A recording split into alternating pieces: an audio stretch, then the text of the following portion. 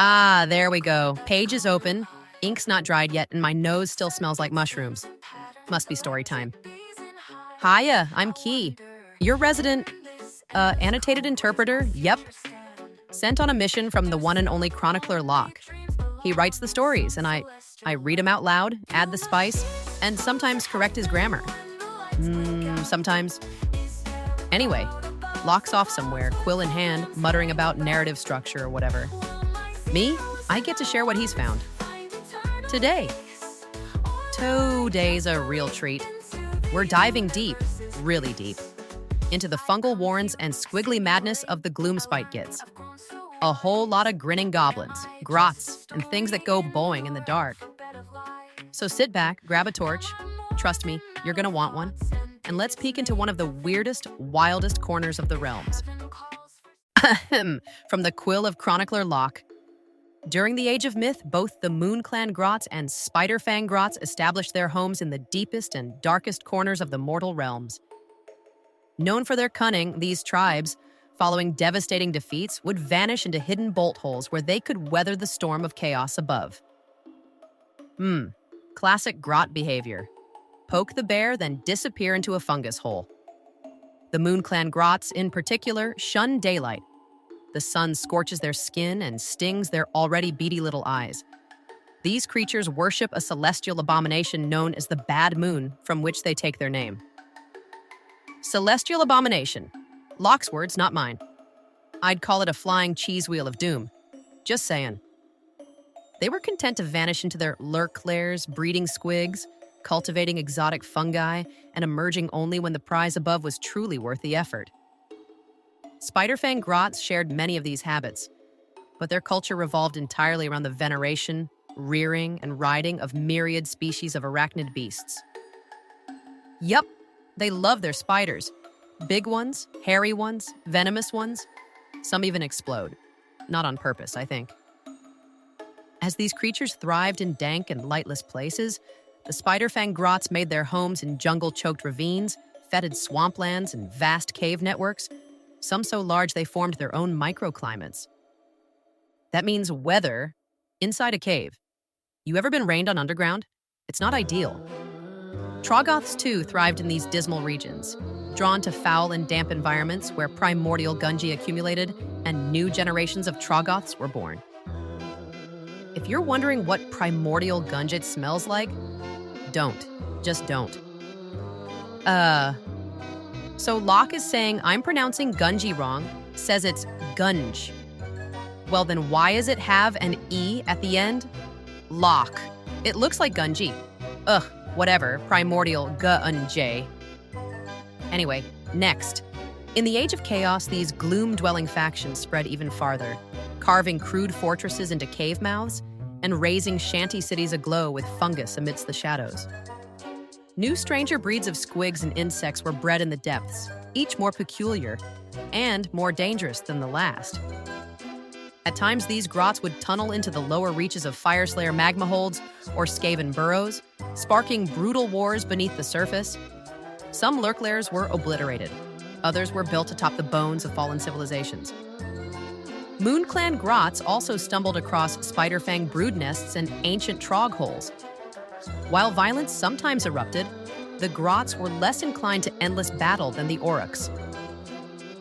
I mean, have you met an Auroch? Biting is foreplay to them? And instead, a form of barter took shape.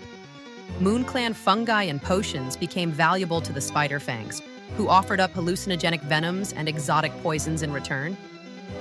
These interactions led to tentative truces, shaky alliances, and the eventual rise of the first unified Gloomspite hordes.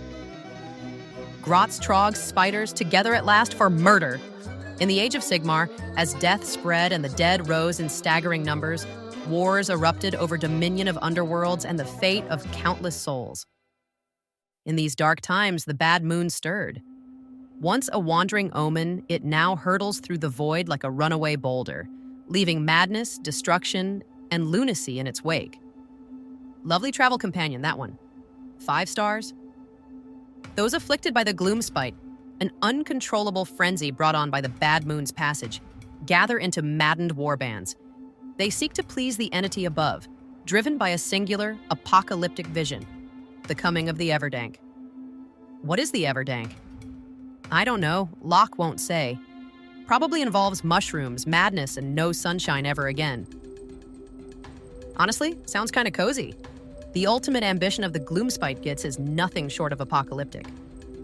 They dream of a future where Glareface Frazzle Git is destroyed, where light is banished, and where the bad moon hangs forever in the sky, casting its grim and grinning shadow across the realms. A time they call the Everdank. Endless night, endless mushrooms, squigs everywhere. And me? I'll be in a cave somewhere with a cup of spider tea and a map of all the safe places that are now very unsafe. Oh, and you too, Locke. Don't worry. I'm sure in this new goblin-dominated world there will be room for half-elven servants. Ah, you could be like one of those stodgy butlers who brings me my tea. I'd get you a costume and everything. Bliss. But no myth is complete without its villain. And for the Gloomspite Gitz, that enemy is none other than Glareface Frazzle Git. To the unknowing, Glareface is simply the harsh, painful light of Hish, the realm of light. But to the Grots, he is a celestial bully, a tormenting force that burns their skin, stabs their eyes, and dares to mock their beloved moon. To the Moonclans, Spiderfangs, and Troggoths alike, Glareface Frazzle Git is everything they loathe: brightness, cleanliness, clarity, order. And yet, in true Grot fashion, they can't help but admire him just a little. Because let's be honest, who doesn't want to be the biggest, scariest thing in the sky? Even if you're made of blinding laser hate. In their endless schemes to bring low Glareface Frazzle Git, some Gits do not merely oppose him. They imitate him, spreading fear, asserting dominance, and bullying all who stand in their way. Notably the Snarlfang clans. Ahem. Right then, the Bad Moon and Glareface Frazzle Git. The nature of the Gloomspite Gitz is shaped, profoundly, by a strange and savage celestial duality. The Bad Moon and its sworn foe, Glareface Frazzle Git. Yup, that's actually what it's called. I checked twice. Glareface. Frazzle Git, glare. Face. The Bad Moon is no mere satellite. It is a malevolent and ever-moving force of destruction, an unblinking grin in the sky, hurling across the heavens without pattern or mercy. Wherever it appears, fungal infestations erupt, pushing through stone, sprouting from creatures, and overtaking entire landscapes until madness and mushrooms blanket all beneath its glare. Mushroom carpet, very cozy, very squishy. Those touched by its light are consumed by despair. Despondency sets in, minds fracture. Yet for the Grots, its illumination is a sacred boon. Cowardice is banished. Fear becomes fury. And from the darkness, war bands rise. Clans of Moonclan, Spiderfang, and more pour from their holes and hollows, driven to spread chaos in the moon's name. It is believed the Bad Moon rewards acts of impressive destruction as it passes overhead, delighting in violence and empowering those who please it with more savage strength. Cave shamans channeled terrifying magics, warped by lunar energy. Troggoths, usually sluggish and sleepy, become engines of violence. Spiderfang mounts writhe with venomous glee, and even the snarling Snarlfangs of the Git mob feel the surge of lunar might. Whole armies pumped full of moonlight and bad decisions. What could go wrong? Man, I might be biased being a goblin and all, but these Grots sound awesome. Ahem, from the quill of Chronicler Locke, again. Ooh, long one this time. He even underlined some bits. That's either emphasis or an ink spill. The Gloomspite Gitz are an alliance of disparate races and factions. Though they differ in culture, dwelling, and method of warfare, they are unified by their devotion to the Bad Moon.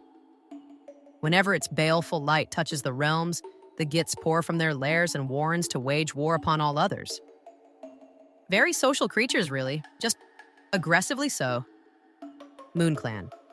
Moonclan Grots are deranged subterranean dwellers, living in the deep caverns of the mortal realms. Their worship is divided between Gorka Morka and the Bad Moon. Classic fence-sitters. They craft toxins from mushrooms and cultivate wild squigs, feral, unpredictable beasts which they drive into battle for both strategic advantage and personal amusement. Wait, so they weaponize fungus and bounce happy murder balls purely for giggles? Respect. Clad in filthy rags, the Moonclan Grots raid strongholds of chaos and order alike, lighting bonfires to dance beneath the moonlight. At dawn, they retreat back into darkness. Daylight is abhorrent to them. They loathe it with a passion, holding it in bitter contempt. You and me both, buddy. Sunlight's just skyfire for the soul. Gitmob. Gitmob Grots are vicious, cowardly, and cruel. Unlike their subterranean kin, they do not fear the light of day, which just proves they're already weird. These snarl-fang-mounted warriors interpret the brightness of Hish as glare-face Frazzlegit, the supreme celestial enemy of their beloved Bad Moon. Still funny, still can't believe that's its name. Each day, Gitmob warbands emerge from their caves mounted on lupine beasts or rickety chariots cobbled together from scavenged parts. In vast packs, they scour the realms in search of Glareface's presence, seeking to claim his power and bring about the Everdank. Beyond Snarlfang's Gitmob warbands make use of bizarre war engines, often beast-drawn and stitched together with cruelty and cunning. They are the most frequently encountered of all Grot kind across the mortal realms. Spiderfang. Spiderfang Grots are those driven mad by a diet of venomous arachnids. Their worship centers on a spider god, viewed as an aspect of Gorka Morka, and the Bad Moon, which they believe is the god's egg sac. Their lairs are found in web-entangled wildernesses and the ruins of fallen kingdoms. Leadership among the Spiderfang encourages spiders to nest upon their bodies, and many willingly ingest venom to enter trance-like prophetic states. When roused to battle, Spiderfang tribes make offerings in bone-filled pits and summon the divine avatars of their faith. Massive Arachnarok spiders. If your plan includes giant spider god beast, your plan might be too effective. Troggards. The Troggards are a brutish strain marked by regenerative resilience, corrosive bile, and an intellect limited to primal violence. So basically walking stomachs with clubs and a grudge. Got it. They emerge from under bridges, beneath mountain roots, or the filth-choked veins of riverbeds.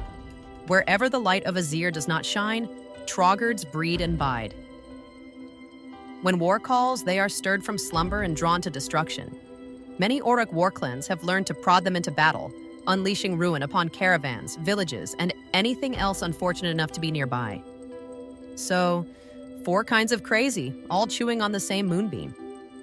The Gloomspite Gitz might seem like a swarm of chaos and noise, but every part plays its role, worships the Bad Moon, and dances to the rhythm of lunacy. It's madness, organized, weaponized, beautifully fungal madness. Whew, that was a lot of fungus, fangs, and frenzied fanatics. But, I kinda loved it. I mean, I'm technically not from the mortal realms. Apparently there are many realms with goblins, but you know, I'm still a goblin. Ink-stained fingers, suspicious morals, wildly unregulated hobbies. Honestly, I wouldn't be surprised if I've got cousins bouncing around with the Moonclan somewhere. Maybe one of them rides a squig. Maybe one is a squig. Hard to say. But yeah, the Gloomspite Gitz, they're chaotic, creepy, crafty, and a little bit cozy in a deeply concerning way. I definitely want more of them. And you will too, because Locke's got more scribbles on these little loonies coming soon. And you know I'm gonna read every last word of it. Probably out loud, possibly with snacks. So, thanks for sticking with me through the madness, the mushrooms, and the mayhem. On behalf of Chronicler Locke and myself, thank you for listening to another tale from the dark corners of the realms. Until next time, God bless. Feeling spark when I compute, or am I just a substitute?